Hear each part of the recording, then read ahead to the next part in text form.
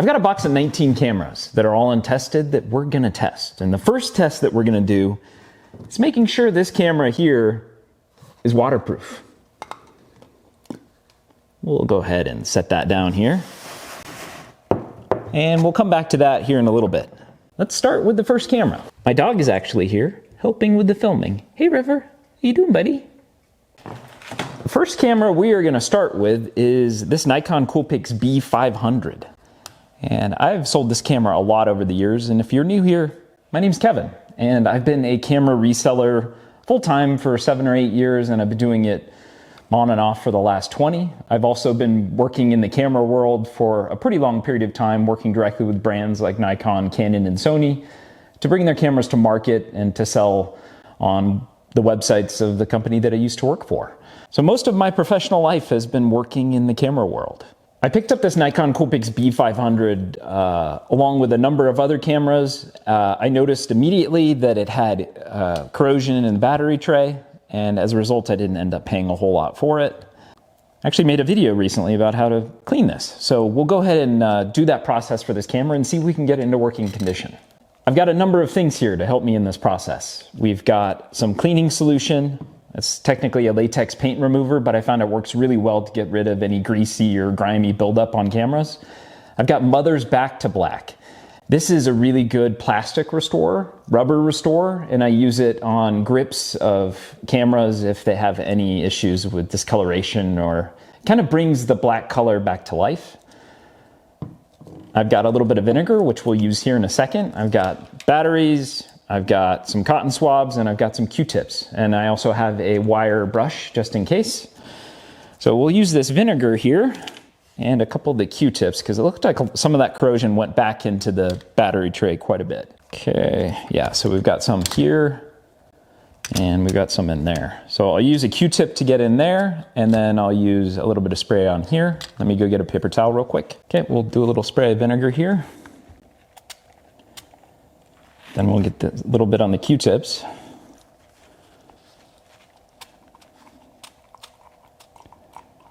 Any sort of vinegar works. If you want to be real fancy, you could do like red wine vinegar, apple cider vinegar. It's all the same. We're just trying to get rid of this battery leakage. Just crossed over 10,000 subscribers, and if you haven't subscribed yet, click that subscribe button and you'll get notified whenever I post any new camera uploads, which I try to do at least a couple times a week now. All right, we're making progress there. All right, it's starting to look pretty good. Sometimes the metal posts in there can get kind of beat up a little bit and you have to prime back into place. You just got to be really careful because they could be fragile or even corroded a little bit over the years, and they could actually break off. One of the hazards of working with any sort of really old electronic device. And this isn't what I would say is really old. This camera was released about 10 years ago. And I've sold, I think, at least 100 of the Nikon B500 over the years. It's a very common bridge digital camera that uses AA batteries, which I've got some right here. Just letting that dry off a little bit. Now you can see that metal where it was corroded is actually looking quite good. Cross our fingers and hope the camera's not dead.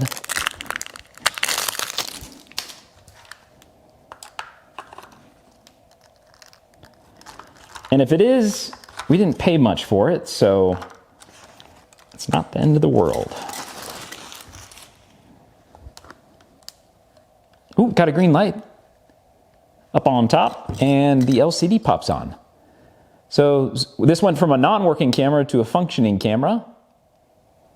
And other than the battery compartment, which now looks pretty good, the camera's in really good physical shape. Hopefully it's working.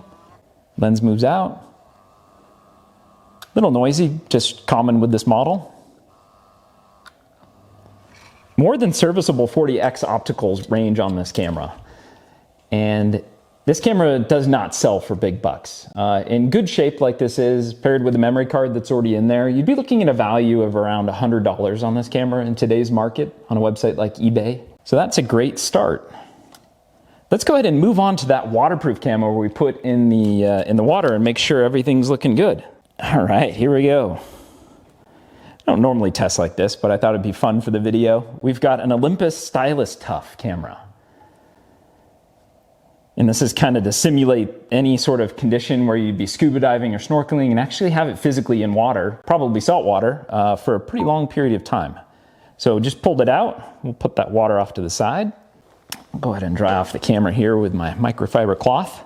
And I'll have links to some of the cleaning supplies and cloths that I use down below in case you ever need anything like this. I only put in the links what I actually recommend and what I use. After having done this, and I've sold over 40,000 cameras now, so worked on a lot of things, failed a lot of times, figured out what sorts of cameras not to buy over the years, and there's a lot. Both brands, entire brands, as well as models. And I think we have a couple models potentially in that box that are cameras that I wouldn't normally pick up. This is an Olympus TG4, and kind of fitting because I got my Olympus hat on. Although Olympus isn't known as Olympus anymore. They're called OM Design. That happened in the last couple years. So Olympus TG4 looks to be in pretty good shape. Let's see if we got a battery in here. No battery. Let me grab a battery real quick. I've got about 60 of these that cover a variety of brands and models, and it's how I keep my batteries and chargers available. And that camera uses the Olympus Li92B battery. I got one right here that is charged. Whoop. Lock it. It's got a double lock mechanism on the battery tray to prevent it from water from leaking in. Looks to be in pretty good shape. That sounds good. We've got power. I haven't tested any of these before, so some of them hopefully work and some of them won't be working, would be my guess. Everything's looking good. Zoom is working. Let's go ahead and see if we can take a picture. Flash fires. This is what I would classify to be in really quite good shape. And the Olympus TG4 in the market in the United States is going to have a value of about $150 to $175, depending on what you pair with it. So 2 for 2 so far. Let's move on to the next one. Ooh, okay. This is a brand you just don't want to buy. Vivitar. It's got this horrible plastic lens. The zoom is all digital, and it's kind of what I would label as a scammer category. If you're in the market for a used camera, don't buy a camera like this or any of the no-name brands on Amazon. Just get a used quality digital camera. It might have been made 10 or 15 years ago, but at least it'll work well. This takes horrible pictures. So no value on this one. I don't even think I would sell this camera to my worst enemy, to be honest. Okay, next up. Also untested, seller did not have a battery, and this isn't a camera I sell a ton of, so I didn't have a battery on hand either, but I've since picked up a battery for this. It uses the Samsung BP1130 battery. This is a camera that I know quite well because I actually worked with Samsung to bring this camera to market, as well as the Samsung NX500 and a few of their other mirrorless cameras when they first launched in 2011, 12, 13, 14. They had a run where they were really, really popular. They were sold all over at Costco, Sam's Club, Amazon, and they were really spending a lot of money on marketing these cameras. And they actually take really good pictures. They were one of the first to widely use Wi-Fi technology and have Wi-Fi cameras available. The Samsung NX300 is like the baby brother of the Samsung NX500, which is pretty well regarded. And then the even bigger Samsung NX1, which I've shot with, that's a fun camera as well.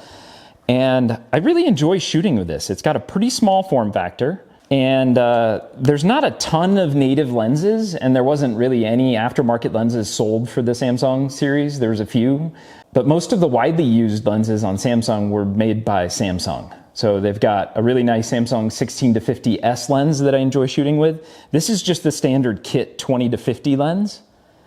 They have a pancake lens. They've got 16. They've got a 3D 45 millimeter, I believe. And then they've got a zoom 50 to 200 millimeter. That's a pretty common lens as well. So this is just the regular old kit one, so nothing special in terms of glass on this. Let me pull out a battery and we'll see if this thing's working.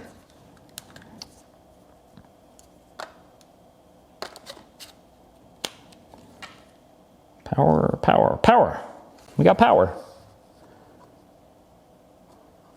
Okay, the seller thought it was working. So whenever I take a gamble on those, normally I pay less than I would on a used camera, obviously, because if it's defective or broken in any way, then I have to sell it as is for parts, which I don't typically like to do. And let's go ahead and test it. The flash just engages if you manually push it up like this. Good. Flash fires, picture looks good. I'm gonna take this Samsung camera outside and we'll take a few pictures. Okay, I'm just gonna show you on the screen some of the pictures that I just took. Some of my cactuses. That's a really pretty flower. Wall sconce. So really nice picture quality. And even with that little kit lens, you can get a little background blur, which is pretty unusual for a little kit plastic lens like this. So neat camera. I've been more than satisfied with shooting with the Samsung, most of the Samsung NX series over the years. Value of the Samsung NX300 in the US market right now, and prices change, they fluctuate like the stock market seemingly, is gonna be about in the $200 range, maybe a little bit more. All right, next up. Oh wow, another throwback. So this is one that came in a lot of camcorders that I purchased, and I just kind of had to throw it into the box to go over because this thing brings back memories. Watch this. Whoop! Isn't that handy dandy? This is called the Flip, and Cisco, the giant networking company, bought them and then made this, which is called the Flip Slide. Slides out. This little camcorder was released right at the inception of YouTube. So 13, 14 years old, has a built-in battery, and these things are almost always dead.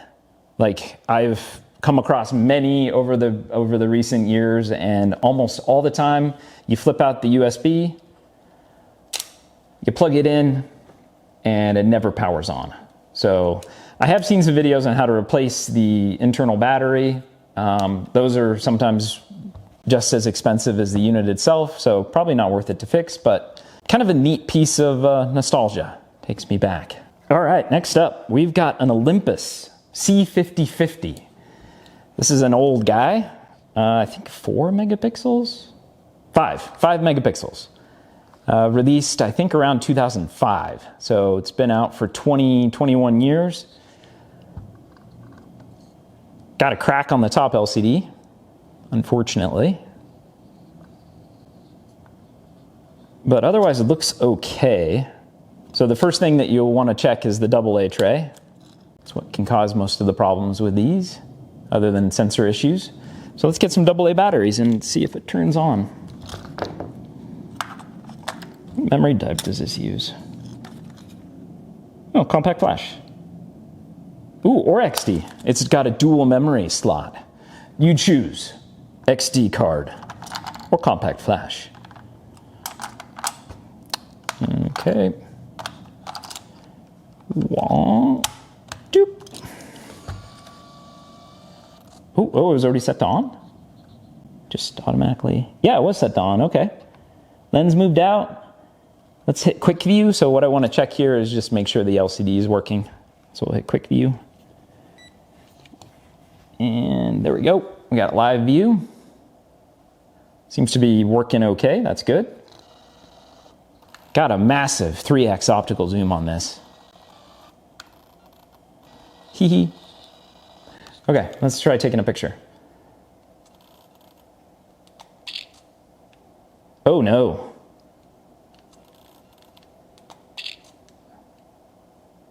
I believe we got a sensor problem.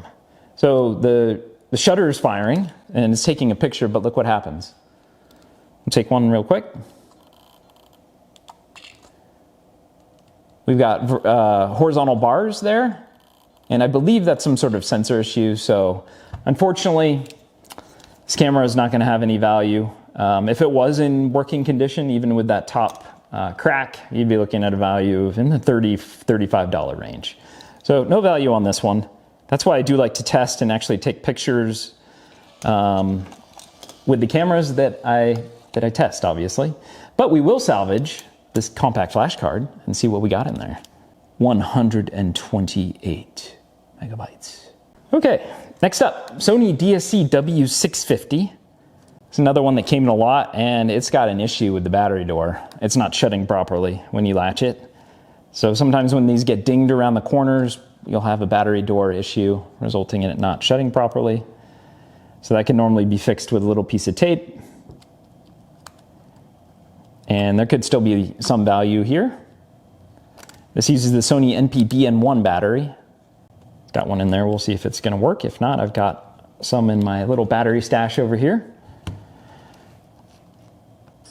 Oh, it does power on. Got enough juice to power on at least. Ooh, lens looks good too. Oh, see, battery door just popped up. Whoop. And let's see what that's looking like. So the thing that I want to look for is do a full zoom out and make sure that we don't have any issues with any dust, with any sensor dust. That's a pretty common issue with this model and some other Sonys, as well as Panasonic. It looks good. LCD's got a little bit of wear, but the zoom lens seems to be working normally. Let's go ahead and take a picture. Picture takes.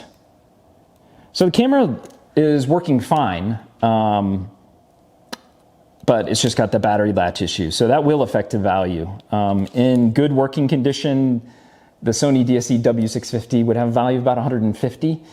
In a condition like this, working with the battery door problem, probably somewhere around 50 to 60% of that value. Next up, we've got a Casio. And this isn't a model that I see a ton of. It's a Casio waterproof model. This came in a lot of other cameras that I purchased, but what I noticed immediately is we've got quite a bit of corrosion, which indicates probably exposure to salt water for a lengthy period of time. And then let's see what the battery looks like, battery tray area.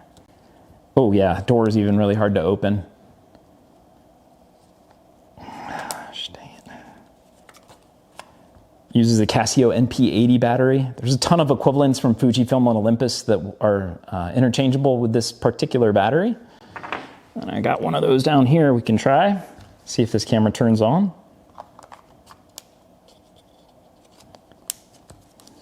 Oh, it did power on. Huh? Oh, I wasn't thinking this would work. Wow, okay. I didn't do the waterproof test on this one. I assumed it already survived with how much corrosion was visible. Set to 2009. Why not? Okay, just going through deleting pictures off here, and it looks like this is the reason. They went scuba diving. Looks like a good time. Okay, I wasn't expecting this to work. Let's take a picture. Yeah, picture looks fine. Oh, that's pretty cool. It's Casio EXG1. Casio made not only calculators, but also cameras for a certain period of time. Value on this in its current shape, you'd be looking at probably somewhere around $25 to $35. Not a ton of value in here, but we saved it from the landfill, so I guess that's a plus. Okay, next up, we've got a Nikon Cool Pix. Nikon Cool Pix S200. What is this, 8 megapixel, 10 megapixel probably? This came out about the same time I was doing camera purchasing for the company that I worked for, and worked with Nikon to bring a lot of these models to the market. It's funny how life comes full circle. Never thought I would be doing this 20 years later, but here I am. We got power.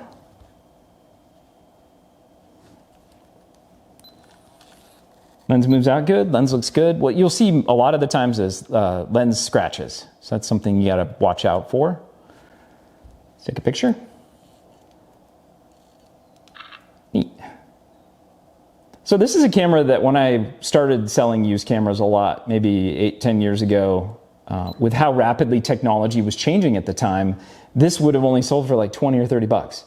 In today's market, this would have a value, especially in a color like red or pink or green. They actually demand a little more value in the used digital camera market. You'd be looking at a value of around 125 probably on this model, if you paired it with a bag and a charger and SD card. So that's sweet. Oh wow, throwback here. What are we in, Throwback Thursday? Oh, powered on too, what the heck? Okay. Look at this thing, Nikon Cool Pix 950. And I do remember, I bought this at a garage sale and the buyer, I didn't pay much for it because it looked like it was in terrible condition, but the buyer went and got batteries and then showed me that it did turn on because they were asking like an incredibly steep price of something like $5 for it. So they showed that it did turn on. Oh, it turned off again. Okay. Uh-oh. Oh, there we go. It did turn on. And look at that. That's cool. Right? Right?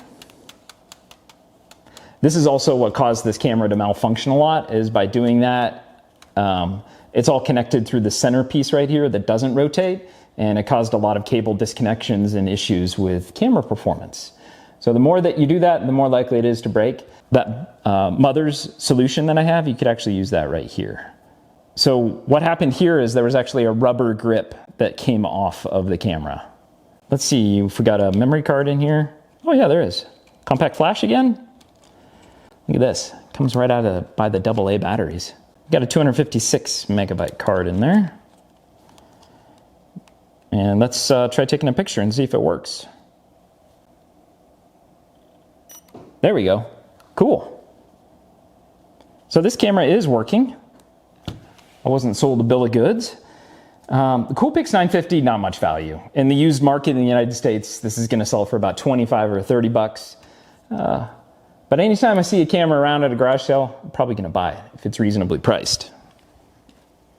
Okay, moving on. We've got a throwback of a Canon here. Canon PowersShot A85. This is old school. 4 megapixel. This was released around 2004. I hadn't yet moved on to my professional life. I think I was still working at a pizza place at that point. Uses AA batteries. Tray looks good. There we go. Okay, we got a little bit of hot spotting on the LCD, so if you angle the LCD a little bit, you'll see two little highlights down there. Pretty common with older Canon models that I've seen. Out of the box, these had quite a bit of lens noise. You can kind of hear it there. The sensor looks okay. No, actually it doesn't. Got some issues with the LCD. Pictures all look okay. So I'm gonna have to do a little more troubleshooting on this camera and make sure it's fully functional. The lens glass does look good and it does take pictures that end up looking fine. But I wanna make sure it's fully working before I were to list this. It is missing the rubber ports on the end, but otherwise seems to be in okay shape. So in really good working shape, not a ton of value, maybe 60. In its current shape with the LCD problems, maybe 25 or 30. Okay, next up. Wow, a lot of waterproof cameras today. Pentax Opio WG2. I think right after this, Ricoh rebranded Pentax as Ricoh and did the Ricoh WG series. These have always been pretty good, not super color accurate, but really snappy and quite durable. I fished with one of these in purple for a number of years and was pretty happy with it. Good old Pentax. I remember having business meetings with Pentax. I had one of the more interesting sales reps that I dealt with. Okay. Power on. Looks good. It's got this kind of old school menu with some satisfying noise. We'll go ahead and hit OK. Looks good there. Zoom's working well. Let's go ahead and take a few pictures. If you owned any of the cameras that I've gone through or will go through, leave a comment down below. And if not, leave a comment on what your favorite camera that you're using right now in 2025 is. I'd love to hear what everybody's shooting with, vintage or otherwise. This camera's working well. It's in good shape. Not a ton of value on Pentax digital cameras in general. They never gained the huge awareness of Canon, Nikon, and Sony, the big three. This is still definitely a serviceable camera for tough waterproof use in 2025. Value-wise, you're looking at probably in the $75 range. All right, next up, we've got a Fujifilm FinePix bridge camera in this stunning blue color. AA powered. It's got a 28x optical. Got a little bit of corrosion in there from some old batteries. Most of my life is dealing with batteries of some kind. It's just a lesson in that you got to do what you love, because if you didn't like messing around with cameras all day, this job would get really old really, really quickly. I've tried and dabbled in selling other things, but I always return to cameras. No power. No power. That looks good. Okay, I'll do some more work on this one, see if I can get it into working shape. In good working shape, not, again, seems like I'm saying this a lot, not much money in these. It would have a value of about $60, $70 in good shape. Okay, oh, this is cool. Not a digital camera, but, whoa! A fold-out vintage film camera. How cool is that? I just kind of had to show this. It's an Appis Roku Shah. I believe it was made in the 1950s.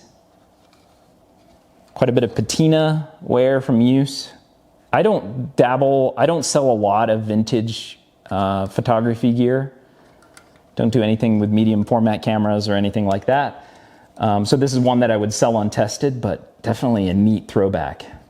It's always the most challenging thing is figuring out how to fold it back in, but looks like this one's not too bad. There we go. Cool. In untested shape, most of these, you can look up the specific model yourself, aren't going to have a huge ton of value.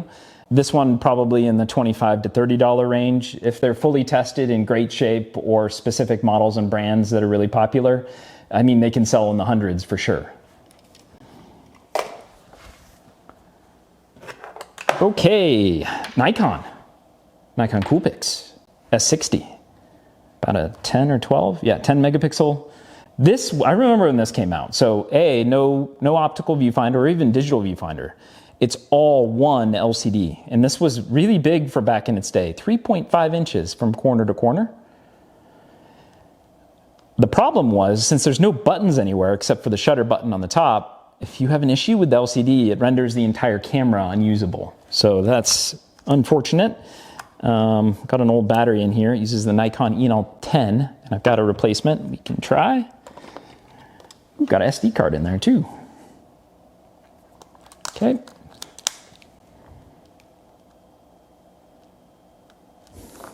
No power. Let me try a different battery. Okay. Got power. There's that beautiful touchscreen. We'll hit no. Lens engaged, and it looks like it's working. And the zoom is done on the display itself. As you can see, it's got that TW, so we'll just hit that to zoom. Not my favorite interface, to be honest. But it's a serviceable camera, and this slim style has gotten pretty popular for vintage used digital cameras. All right, next up, we've got the Nikon Coolpix S6300. This is a camera that's gotten really popular over the last few years. I think there's been a number of YouTube videos on it. It's one I've been selling consistently. It's just gone up in price a lot. It used to be a $60, $75 camera, and now it sells for in the $200 range if it's working, which hopefully this is. Uses the Nikon E12 battery. Got a green, power's on. Looks good. Lens is just a little smudgy. Just clean that off using some spray and a microfiber cloth.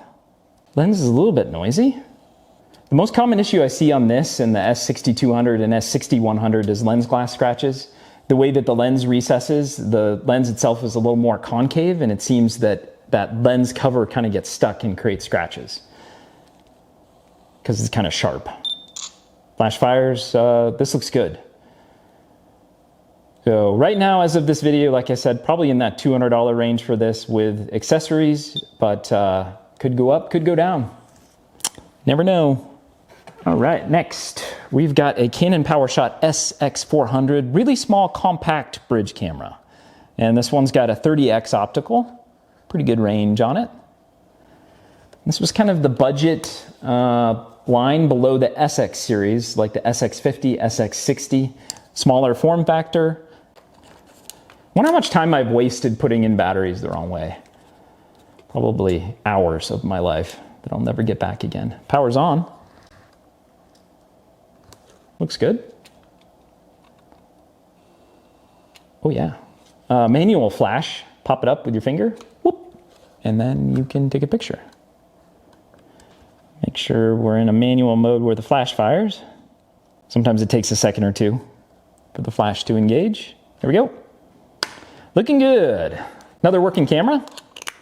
Okay. We got two left. We've got a Kodak. I'm thinking about making a video of brands that I don't normally buy. And if I end up making that video, Kodak will be on that list, especially these older point-and-shoot digital cameras for a few reasons. But this one came along with some other cameras that I purchased, so I wanted to go over it. It's a Kodak EasyShare M341, one of their most common compact point-and-shoot cameras. It's got a 3x optical, 12 megapixels. Came out probably in the 2007, 2008 range, if I was to guess. And it uses a KLIC 7001 battery. Got a bunch of those that I keep charged. Power's on. Oh, lens looks good. So the most common issue I see with this camera is sensor issues. So whenever we flip it around, it would just be wavy or pixelated or not look quite right. In this case, it actually looks good. Internal memory full, okay. What's the, oh, the internal memory of this camera holds a whopping 11 photos. Let's go ahead and delete those. Okay. We're out to 3x, we're coming back in. Lens is noisy, that's just how this camera is, friends. It's a noisy lens camera. Let's go ahead and take a picture. Flash fires. Pink. Pink is a desirable color in the used camera market. So that just adds a little bit of value, no matter the brand or anything else. It just makes it a little more desirable because the brands, when they made these cameras, they made way less quantity of the strange colors like pink and lime green and purple. It was a limited amount. So whenever I was buying these cameras and working with Kodak and Sony and Canon to bring to market, I would order less quantity of those because when they were originally launched in the new market, they weren't nearly as popular as the standard silver and black color. So that's why. There's just less of them. Supply and demand. Oh, value-wise, you're looking at probably 50 to 60 bucks on that camera. The last camera. Is it spicy? Kinda. Sony DSCT7, but we've got some delamination of the screen protector here. It's not the actual screen itself that's having problems, it's the screen protector. Common with Sony and Panasonic, it just kind of wears away over time. There's nothing you can really do about it. You could put on a screen protector that would actually make it look quite a bit better, but whenever you pulled it off, it would look exactly the same. Some people say you can try vinegar. I've tried literally everything under the sun. Nothing has really done a great job, and then you go outside and you have reflection issues. So it doesn't really solve the problem anyway, apart from doing a complete tear down and rebuild of this particular piece. Certain Sony models, like their next series and newer mirrorless cameras, they have a film layer you can actually take off.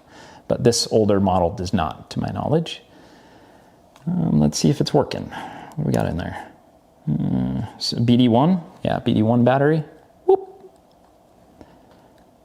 Pretty skinny battery for a really skinny camera. When this camera came out, it was one of the skinniest. I think the Sony DSCT1 was really, really skinny. It was like a credit card camera. That blue battery latch isn't holding in the battery either, so that could be a problem. Hopefully this outer latch does. And to turn the camera on, all you have to do is lower this, whoop. And we got a green light. CyberShot came on. So internal latch isn't working, that will affect the value a little bit. Yeah, that actually looks good. I thought we had some issues with it's just the screen itself. Let's go ahead and take a picture or two here. Ooh, looks good. Flash fires, picture looks good. Lens glass itself looks good. So the main issue we have is that blue battery latch isn't holding in the battery, but the outer door holds it in just fine. So this would have been a camera that would probably have sold for around, with the screen issue, maybe 100. I would probably sell this for around 60 to 70 in working shape with that issue. And that is the last camera. As always, thank you for watching a Prickly Pear camera video. Get out there, take some great photos.